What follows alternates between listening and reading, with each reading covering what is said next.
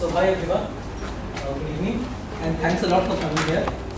As you know, this is K Cafe. I'll just give you a brief introduction about what K Cafe is. It's an initiative. Who's going to do the recording? Recording is already on. Started? Bottom is recording. So as I was saying, K Cafe is an initiative that we launched to promote interaction among KM practitioners from across the industries. So the idea is that we learn from each other's experience and knowledge. And for this K Cafe, Rudolf has agreed to share his experience on gamification. So I'll just give a brief intro of Rudolf. Rudolf is the founder and CEO of InKnown Consulting. He has pioneered and successfully implemented gamification strategies in several companies. He believes that the key of game implementation lies in people engagement through activities that excite and motivate them and makes game pleasurable. So Rudolf, it's over to you now. And before that, can we just give an introduction of each other so that we get to know each other well? First, before one second, he said he believes that making knowledge sharing, making what do you call it, through people interaction and making knowledge management. What did he say? Pleasurable, or did he say that it is miserable? I'm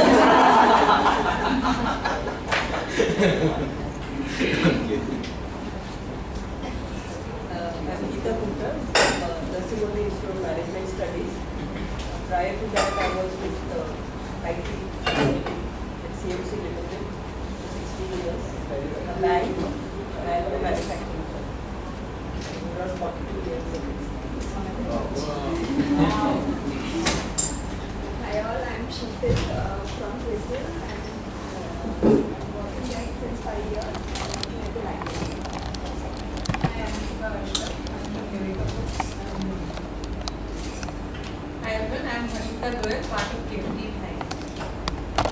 Hi, I'm Jillian and I'm from Iron Everest. I'm on the KM team there.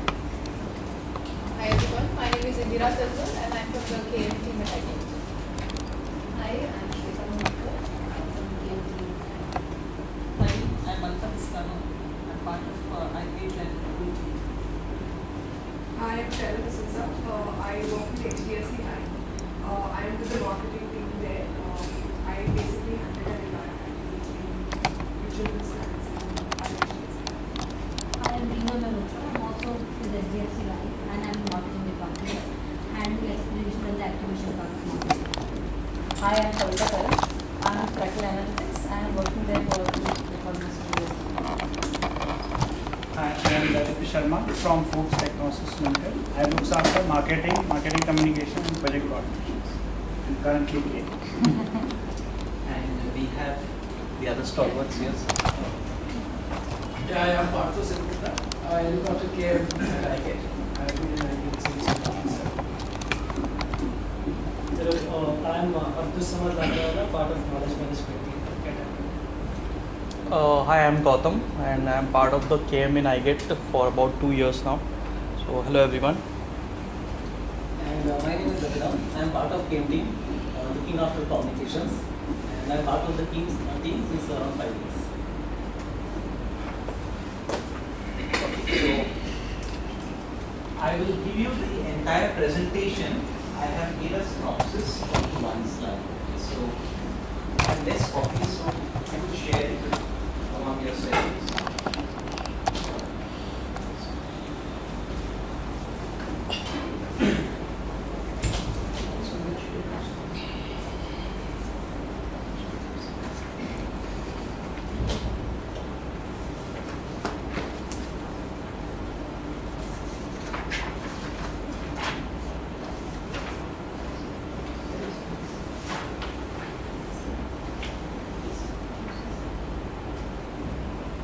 So the idea of giving you the copy of the presentation is that so that you can make notes on it or you can keep it as a takeaway, and you listen to me also. Okay, the things will come out as we go along. So what have you come here today for? What have you come here for today?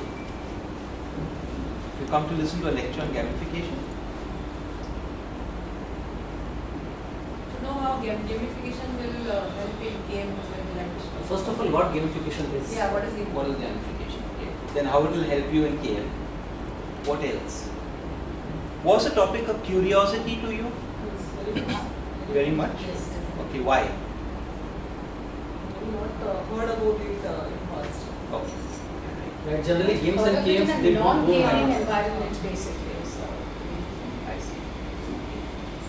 I would like to know how how it really impacts the you say like how it really impacts the use of So what I try to do is that I'll try and answer all your questions through this presentation. At the end, if you find I've not answered any of your questions, then I'd like you to ask me the question. So we go with that. Secondly, I believe that this is a K cafe. What happens at a cafe? Informal You sit chat. and listen to somebody, or you Chat.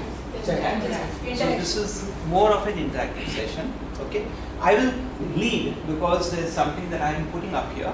Secondly, if you see, all of the water bottle sizes, mine is bigger, so that means I'm the leader over here. Okay, so I will lead you, but I like more of a conversation because I do believe while the term is new, in our organizations we are practicing gamification. Okay, so that is really my belief, and I want to learn from you on this, whether it is actually happening or not. You may not be aware of it. Okay? So actually this is my topic. My topic is not gamification, it's for engagement through gamification. Okay, so I thought I'd just clarify that. So these are the things I'm covering. What is gamification? How does it work? What are the guidelines for successful gamification, applying it to knowledge management, and some examples of successful gamification implementations. So I hope it more or less covers the questions that you had. So let's start off with a definition. Okay, what really is gamification? And you need to keep the definition in mind throughout any program that you do. Come back to this definition. It says it's the use of game design and game mechanics to engage a target audience, to change behaviors, learn new skills, or engage in innovation. So keep this in mind. Any program that you do, you must come back to this definition, and does it meet that definition? Otherwise, don't have a program. Okay. The important thing is that it changes, it's working towards changing behaviors or learning new skills or engaging. Okay, that really is what gamification does. Okay, so you need to define your objectives. And it uses game design and game mechanics. It will also say gamification about taking the essence of games. Fun, play, transparency, design and challenge, and applying it to real world objectives rather than pure entertainment. So how many of you are actually applying gamification?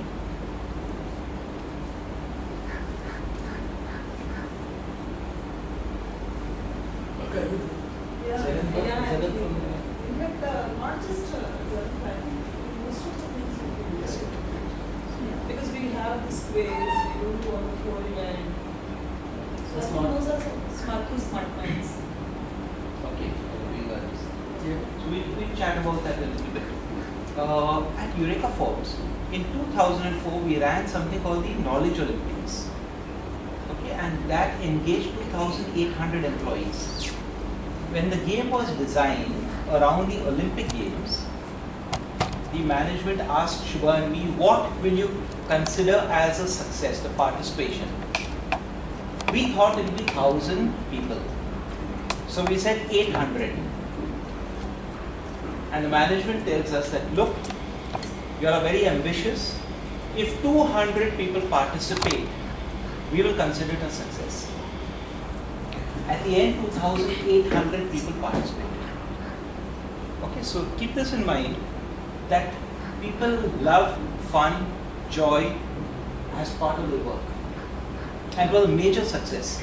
2 years later, we presented this at KM Asia in Singapore. And at the end, you know what was when the question answer session came? one person in the audience says, "Excuse me, this is not knowledge management, they were having fun." And everyone nodded their heads. That was in 2006. In 2013, at the beginning of this year, the American Productivity Council had their annual conference. The entire annual conference was on gamification. So, please understand that gamification is not new. The term may be new. Okay, so it has, in some way or the other, you have gamification or games programs running for your clients as well as internally, which you may not be aware of. Okay, so it's not something new. Okay, and why it is gaining traction, I'll come to that in a few minutes.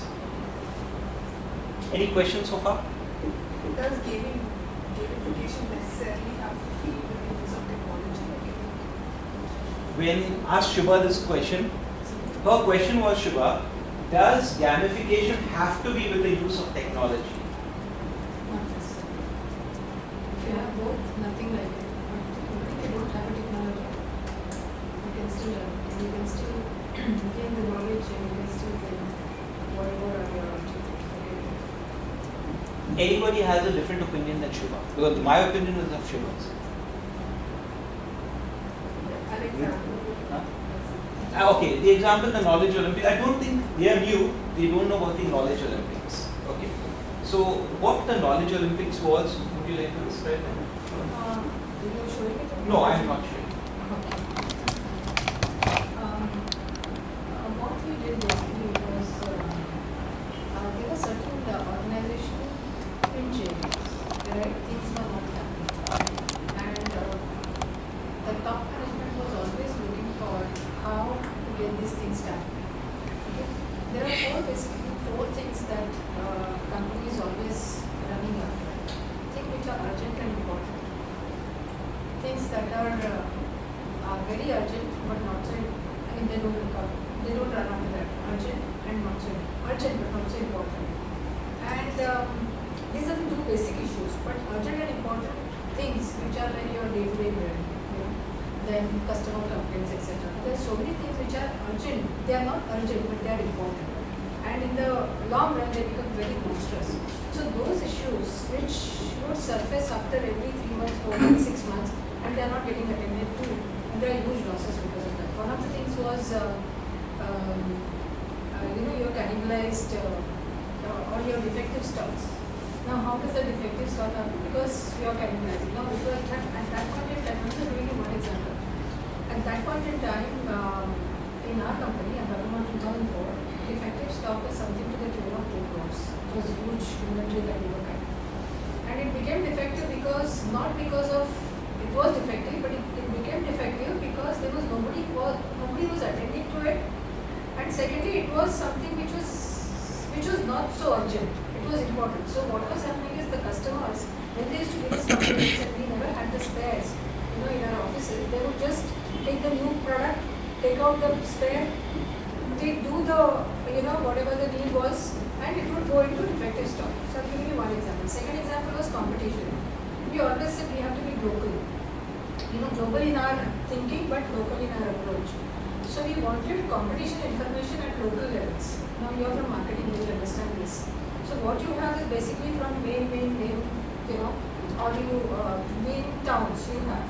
But actually when you are selling to all India, there are many pockets where you can actually sell your product where it is not selling. So now we wanted, and our competition is very there. And we don't know how it is happening. And your presence is there all throughout the country, and you are not getting that information. How are marketing people going to work on their strategies or your plans? So one of the things was like how to get this competition information.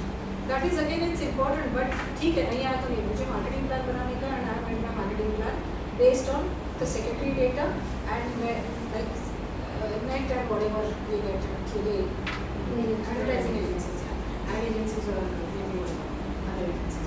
So, but when we ran these programs, all these kind of problems were sorted out, and there are many other like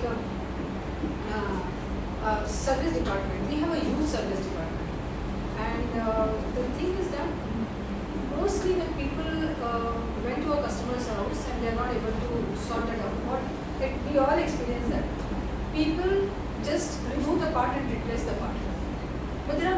people who have worked in the company for a longer period and they know how to fix it. Just one nut or bolt fixing can repair your machine, but nobody wants to take that. So, and nobody shares that knowledge because he feels if I share it, my importance will go down. So he would not want to share. So first thing is like he does not want to share. Even if he wants to share it, how will he share? He will only go and tell his colleague, you know, the department, I'm an executive. But how will other people, if this is happening in South, how will people in Delhi get benefited from this? So all these kind of, these are three, but I think we had around 26 such games, you know, worked around it and we got answers to it. And how we ran it is that when the Olympic Games was running, we ran the Knowledge Olympics coinciding with that. And we had 18 areas, we made 18 countries. We gave them a flag, America, US, etc. We selected all the countries who were normally prone to get medals and we had India. So we created around the Olympic Games, we created 26 challenges. We called it like decathlon, we called it weightlifting, you know, removing the weight from the organization, etc. You could also be having maybe receivables or you're having write-offs which are not done because no one is taking the effort to do it. Okay, I'll give you an example. So we created teams around it, we created games and we created rules around it. And we left it open. We only give certain rules like, okay, it's a game for this vertical only. Some were cross-functional and we had 3 to 4 members or single person could participate. We gave certain guidelines we gave. And the way in which we received all the entries was simple. It was not to be uploaded. We at that time, because bandwidth was an issue, they had to send it on a CD, either Word, PowerPoint or Excel or video, and a hard copy had to come along. Okay, so that was how we do it and we got the entries. And we gave points for participation and we gave points for making Their achievement, whatever their was achievements. we had And for specific- all the 26 games, we had gold, silver and bronze medal, mimicking the Olympic Games. And when we launched it, that time we had actually the MD and everyone, we had a mascot, everyone.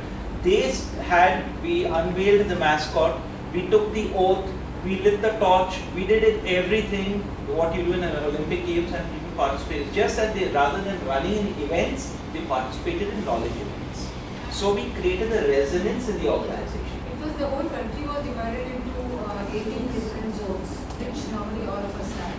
So each country was representing the Olympic country, you know. So nobody wanted to become Indian. Nobody wanted to take India flag. Everybody was, you know, running. So we made head office India and India also participated. And then they would keep the flag, like we gave them the flag. So India you just was keep the flag on their, you know, thing. So when all throughout the month when we were running this, they were like, later on people forgot that I am from, you know, North one and North India, so I am from Brazil and I am from 6-8 months people were only calling each other Brazil and this and that, you know, it was hardly, the people had forgotten this is North one, North two, so that's how we call us. And so that was one part, like, you know. So technology did not play a major role in this. Keep this in mind. In this definition, is technology mentioned anywhere? What? Is it mentioned there? No, it is important. I'm just clarifying. Sorry, I'm not challenging you. I'm just asking. I'm clarifying. Okay. So see, technology does not play a role. What was the topic that I said? Engagement. It's about engagement. Now, engagement today, because of technology, is becoming easier. Please understand that. Any other questions? We move on. So why gamification? There's been a major explosion in the social media platform and it's moving from $767 million to around $4.5 billion. That's what is the growth rate according to IDC. Enterprise 2.0, it's all about social, that is collaborative and social. And Deloitte estimates that gamification will be 25% of redesigned business processes. 25% of redesigned business process gamification will be there and will grow to a 2.8 billion business by 2016. 70% of global businesses will have at least one gamified application or system by 2014. So people are looking at content. So why do you need, if everything is social and collaborative, where does gamification come? If everything is social, why do you need gamification? Because software is dehumanized. It doesn't matter. Okay? People expect, if I put social like Facebook, LinkedIn, etc., my profiles in my organization, people will flock to it. It doesn't happen.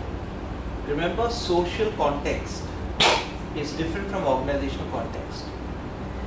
Okay? While people expect the very same social facilities what you get outside Facebook, LinkedIn, etc. for your networking in the external world, and you expect the same facilities in the organization, you are not willing to have the same level of sharing as you would in a social circle. Understand this? So therefore gamification is required to get people to participate. Okay? So that's why gamification is becoming big business. And there are people who are actually creating gamification programs through technology, etc. and all. So that's really why they're talking about it as a business, that it will grow so much in the next few years. Okay. It is already happening actually. Samsung were the first, maybe about 6 years back, they started on their extranet or their website, they started creating groups for their customers to flock to. So Samsung were the first in the world actually, and they got great success. They used to engage with their customers. Now see, I don't say it's today Samsung is the number one in so many different areas, at least in consumer electronics. And I don't feel it's an accident. I feel it's an entire 6 years that they were actually building up to this. Today you may say that okay, they've got so many mobile phones, they come out faster and they've got this operating system and so on. But if you see, Samsung were the first to engage with customers. And if you go to their website, it's absolutely huge. So you can have your own communities on Samsung website. Okay, so built around their products and their promises. Okay, so Samsung was the first. A very staid newspaper like the Economic Times, how many of you have tried to give your views, etc. on the Economic Times? You have. What do you see there on Economic Times? When you want to give your opinions on any article? You have to enter your email ID, become a member of Times group. You become a member. You said you become a member of Times group. Then what happens? Then you get those awards. You get awards. A state newspaper like Economic Times, right? So they have King of the World award. There are various categories: gold, silver, bronze. Check it out. Go and see Economic Times. It's brilliant. And what happens? They keep awarding you points based on the comments that people make about your feedback. And so you start rising in stature so that people also start following you. Okay, see how they are creating now intellectuals or thought leaders external to the Economic Times. Okay, so they know that now they all engage with the Economic Times. Okay, so it's worth visiting and going and seeing the Economic Times. So very staid newspaper like Economic Times. Nobody would expect a financial newspaper would spin off and have gamification. Okay? So what are they doing? They're engaging with customers. So people would like, if they have opinions, regularly express their opinions, and based on the comments they start moving up the hierarchy or they start moving down. Keep this in mind. You can also criticize them, and so they start moving down. Okay? So it's not that every comment like etc. and you start moving up. No. Okay, so there is a movement up and down. Why did I bring Bharat Petroleum? Bharat Petroleum is a public sector undertaking. Loyalty awards and their Yes. Before that, what did they have? Before the loyalty program, what did they have?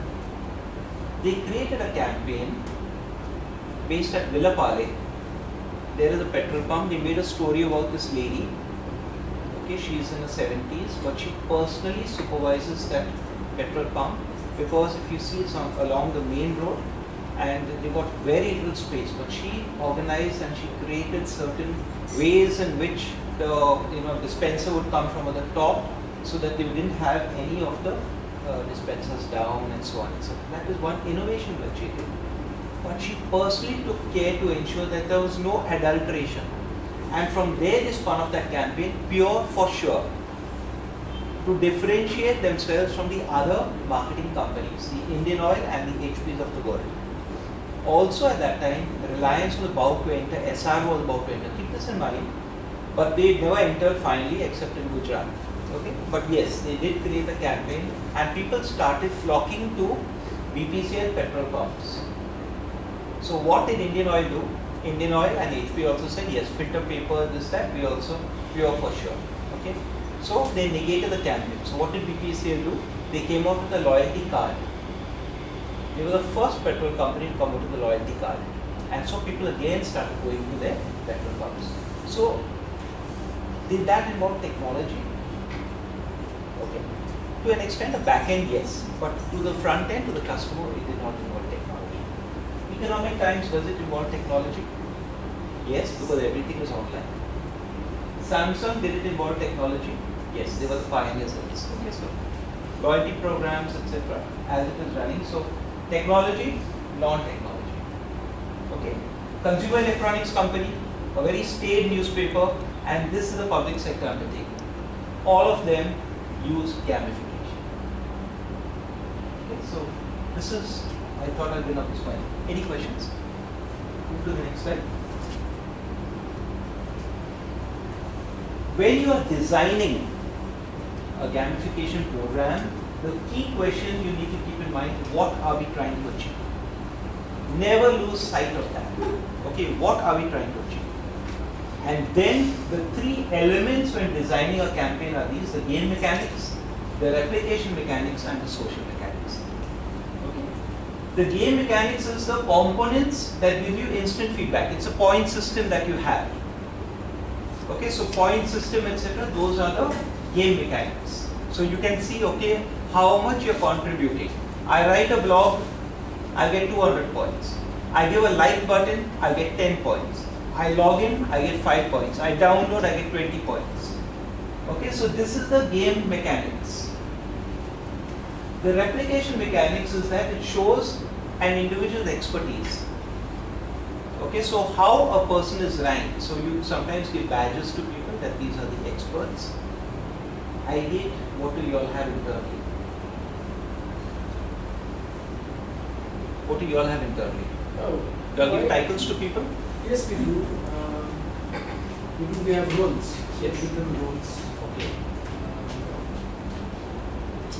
Then it's not very similar to this. It's slightly different. It's a little more corporate-ish. So we have acknowledgement mails going on to people who've done well. Okay. So that's not quite No, then it's gamification. not that. No. So I have mistaken that. So I think so. It's not really when I'm talking about these leaderboards. I thought people give titles. Anybody else in this room where you give titles to people based on their level? Like Economic Times gives title to people, king of this and so on, etc. They give titles. Okay, so you all don't have that. Okay, so keep that. But leaderboards is where you show your expertise. Okay, so you are now recognized as an expert in a particular area. Okay, so LinkedIn has tried to start off with thought leaders. So LinkedIn has started off this leaderboards. So follow these people, etc. So they call them as leaders. We do, but people don't rise up to that. See, we think of competition very differently. Right. But that's another Yeah. story Yeah. altogether. So Right. you Right. Okay. No, I had met your team, so I thought that you all also have titles. but slightly different. Different. The Okay. approach is very Those are roles. Those are both Those are roles. So those are not hierarchical. Right. It's It's a role. yeah, those are roles but not hierarchical. But you all understood what I'm telling you. So game mechanics is separate, replication mechanics is separate. The third is the social mechanics. Social mechanics are the components or the elements that you use basically to connect with someone. So you can use a like button, you can comment. So this is the social mechanics of gamification. So how do you connect up with people? And you create followers. Okay, so this really is the other part in terms of the social mechanics. which is part of the collaborative technology suite. So we basically, have what that. the idea being is that over time you form communities of practice. Okay, so they gather around a particular topic or area of interest. So that really is the whole key why you need to have social mechanics. So the people who are following a particular topic can gather around and they can have a discussion. Okay, so we'll go into examples as we take this forward. But keep this in mind That's why it is the center of your presentation out there. It's right in the center. So the key elements, this is the first part, what I spoke of, the game mechanics. You can have points.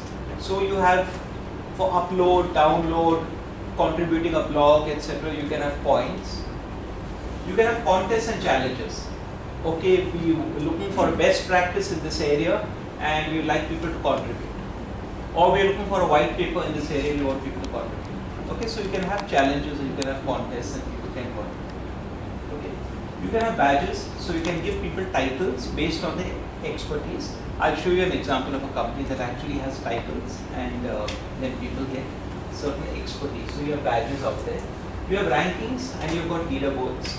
So you are ranked according to particular topics, that in this topic, this guy is the go-to expert, this guy is the leader, etc. So you got rankings. You get awards and prizes. Most companies have awards and prizes at the end of the year.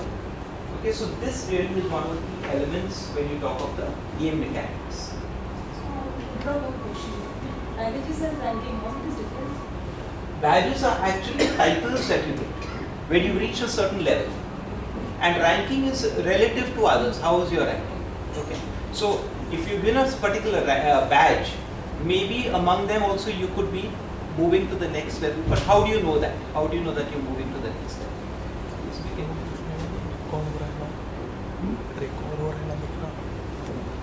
So why this sudden interest in gamification? Three things have converged actually. The demographics. Okay, people have started getting younger when they are entering into the organization and they expect that the same facility that they get in the social world is available to them. They are more open to sharing. So what happens is that they share everything. I mean, they are having a cup of coffee, they take a snap and they post it out and they say I'm having coffee and so on. Similarly, they expect in an organization that the organization should also have open architecture. And so that is one thing, they are very clued in onto the social media. So the demographics of the people entering the organization or the people who are attracted to technology has changed. Secondly, technology itself allows you, okay, today to instantaneously connect. But third important thing is the social behavior. People are becoming more social in their behaviors. At least they are more open. But organizations are having a major difficulty in India. What has happened, especially traditional organizations? Let us say engineering companies. The people at the top have worked in their careers for 25 to 35 years. They have a way in which they share knowledge. They are the experts, so they sit at the top. They expect people to come to them. The young engineers who enter are the ones who need immediate access. So what do? They go and Google. And so they may not get the context of the knowledge, but at least they get information coming to them. So there is a big dichotomy going on in Indian organizations right now. You take any traditional organization, the youngsters are feeling very claustrophobic. So I met public sector undertaking the other day. They've got 33,000 employees, but they take on every year graduate trainees, 1,500 engineers they take on. So if you take the last 5 years, the batch, last 5 years, how many employees does that make it? 1,500 per year? 7,500. Okay, take out attrition, maybe 30% attrition. There are at least 5,000 employees today who are feeling very claustrophobic. And they have given this feedback. So the organization is now trying to see how can we change this entire culture within the organization and make the seniors accept that yes, this is going to be the way in which we are going to work in the future. So organizations are going through this phase. So if organizations are stable and employees are growing, they have this. But if people are keep churning in and out, normally they don't have too much of this because they accept yes, change is inevitable and they move forward. But traditional organizations where people stay on have this issue. So gamification is one of the key things in the younger IT organizations. Gamification is becoming a hot topic. Now, when you implement a new change management program, let us say you bring in SAP into your system, you find it very difficult to implement. So what do? You offer incentives. Okay, so if this team is able to complete this on time, we'll give you incentives. Right? It happens, yes or no? In organizations. What are you doing? Gamification. That's why Deloitte and the others have said, IDC have said, 25% of new implementations in organizations will have an element of gamification. Okay, will have an element. They are trying to bribe people. Bribe may not be the word in this context, but they are trying to excite people to participate. Okay, with the objective of changing behavior. But if your entire elements of your campaign is only you do this and this is your reward, then that is not in keeping with what gamification is about. It is about changing behaviors. If you are giving an incentive just to achieve an objective, that so many people are online or so many people move to SAP, but they've not changed their behavior, you've not succeeded. Then that is a bribe. Okay, so understand the context in which I have spoken this. Okay, so keep this in mind. These are the things that are converging, and that's why gamification is becoming so critical. Every organization will have to introduce some element of gamification as it goes forward. These are some of the organizations applying gamification internally. So they have got different elements running. Cisco runs a very successful program. Okay, they run it across. They have got a lot of parameters on which they measure people, but they also give them badges, points, and they do sharing. Eureka Form is very well known for its programs that they run for knowledge sharing. Okay, so every year there is a major campaign that is run within the organization, and that takes the organization forward.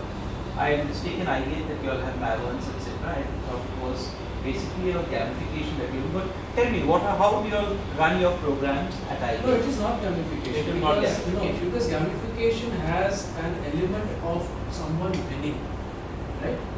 Gamification essentially is someone winning. You bring in elements of game Right. mechanics. So in a game, what happens? What is a game? There is a winner. Only then is it a game. If it, except for cricket match, it can end in draw. It probably is the only game. But game essentially is about winning. Olympics is about winning gold medals. Right? We do not think that knowledge sharing is compatible with winning, because then what you're saying is that, look, I will win, and hence I will not share because I want to win. Whereas sharing is to do with not winning. When someone wins, the rest of them are losing, right? And this thought is very interesting. So I'll tell you, it's a matter. No, wait. So I want to clarify then and there right now, because let me tell you, this is an argument that my wife and I always have. Why do businesses always say we are winning, we want to win? The moment you say winning, that means there are losers. Okay? And there can be only one winner, or at least 10% winners, the rest all so-called losers. You are excluding. So actually it's a matter of language that we use. We should change the word to succeed. Okay? So helping you to succeed. No, we do that. We do all that. We don't use the words winners, and we do not have anything which will have a single winner. Right. So we will acknowledge people who've done well better than the others, Correct. but leave it at that. Yes. So if that is what is gamification, then we have users. Yes. But I would not want to really call it classical gamification the way you are explaining. No. Don't get in terms of get lost in that gamification means there has to be, it's all about game theory, and so therefore there will be a few winners. No. It's overall changing behavior. If you go back to the definition, so just quickly let's go back to the definition of what it says here. The use of game design and game mechanics to engage a target audience to change behaviors, learn new skills and engage in innovation. Okay? You're only using the game mechanics to engage. Okay? It's not about winning, creating only winners. And you're right in that You have to be very careful. If people feel that, okay, you're going to recognize only those who are at the top, I might as well just wait here. Next year when it passes, when the new year starts and all the points are set to 0, I'll start the race again. You understand? So people will sit out of the game if that is how it runs in an organization. Okay, so keep that. That is something you say. I don't know, no issues. I don't know. So smart minds are actually, if you think from that point of view, when you want to engage people through gamification, then we have a lot of things to do. It's just that we don't want ever to be to exclude. So we never use the or gate terms, it's always the and gate. Similarly, no winners as such. So our model is participative. Participate. Everybody who participates, that Is she acknowledged. gets out something. Correct. So, don't you then in that case change behaviors? You're working towards an objective. See, Rudolph, gamification, the way it stands today is the way we look at it is that it is a point intervention and then it goes up. So it is very, very suitable for organizations like Shubha's, which are Salesforce oriented, whose attention spans are very Okay, I'll take you through a case study Yeah. of a very traditional organization. Okay, in infrastructure. I'll just go to the case study right now so that we get clarity on that. Okay. In fact, my next slide was on case study. So, we go to Fluor Corporation. They are the second largest infrastructure and construction company in the world. Okay, and how their KM is structured? They have 43,000 employees. They have got communities of practice which are built around the verticals. So they've got different verticals, 1, 2, 3, 4, 5 verticals that they have. And then they've got communities of practice for each of the technologies, etc. And then they run across in terms of maybe they have functional communities, so like project excellence, marketing, etc. They have one that run across the verticals. Then they may have strategy, and then they may have project-based community of practice. But their key is community of practice, and that's what they have. Now, people who do a good job of knowledge sharing and connecting of people, they call them as KM pace setters. And there is no limit on the number of KM pace setters that you can have. Okay? It is just that you need to display behaviors, people should acknowledge it. And so they have KM pace setters, so they get a title of a KM pace setter for the year. It's a reset at the end of every year. They are KM pace setters for the year. Now, people who display continuous good behaviors go up this hierarchy of badges. Okay? So initially, it is their desire to develop technical expertise. Later on, they became locally recognized as a go-to person. Then they become subject matter experts. From here, they get titles. Okay, but from here, based on the activities, people know that yes, this is my go-to person. So here they get titles subject matter expert. Then they get a title fellow and senior fellow. Okay, so an organization of 43,000. They have some 38,000 people participate in their communities of practice who are active on communities of practice, around 38,000 employees. These people who are KM pace setters, they have somewhere around 4,500 employees who are KM pace setters. They have around 1,000 subject matter experts.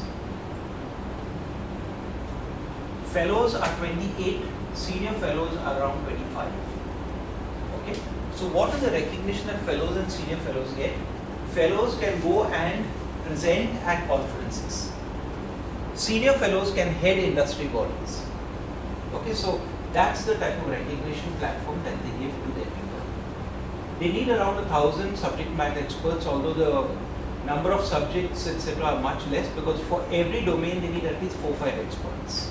Okay, so that if somebody is on leave, etc., they have other subject matter experts, but that's how they develop people. Okay, so this is how they have a hierarchy. But they don't have a limit in the number of KM pace setters. Okay, so it's based on behavior.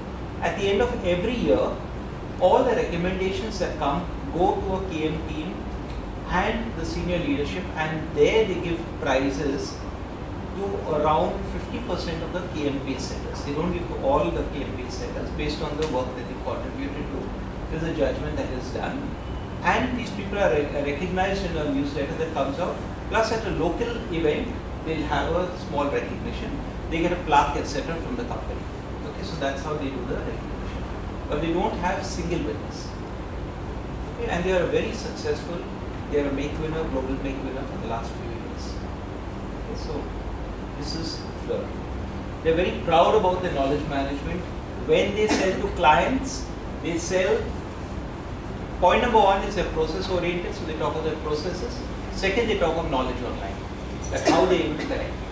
And they provide consultancy through knowledge online to their clients to improve processes, procuring of material, etc. as they're building their clients. Okay, so they use knowledge also for their clients. Okay, so they're very successful. But this is how they use gamification. Okay, so organizations use this method because they cannot maybe have winners and winning all the time. Any question on this?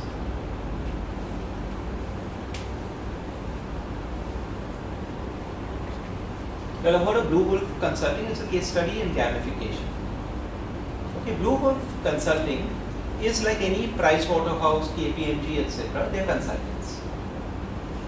They felt they have a lot of expertise among their people, and so they would like to monetize this experience.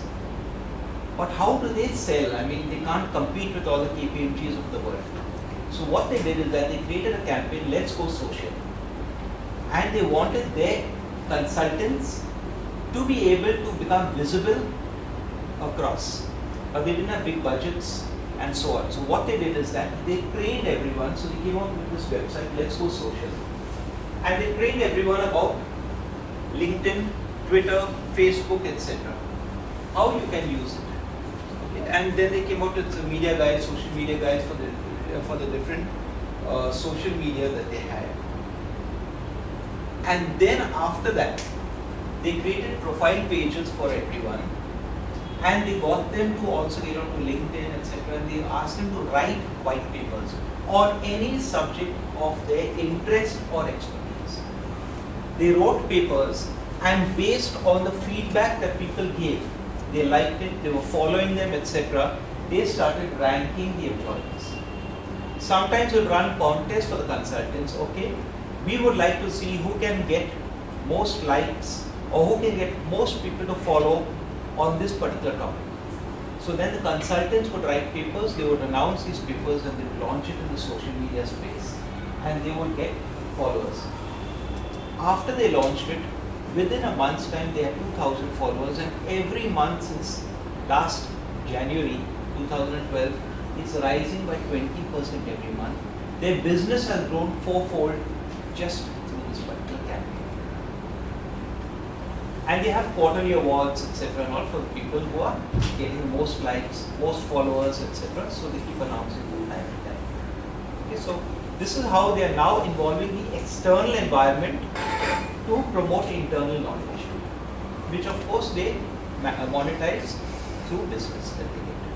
Okay, so very famous case study in gamification that people talk about.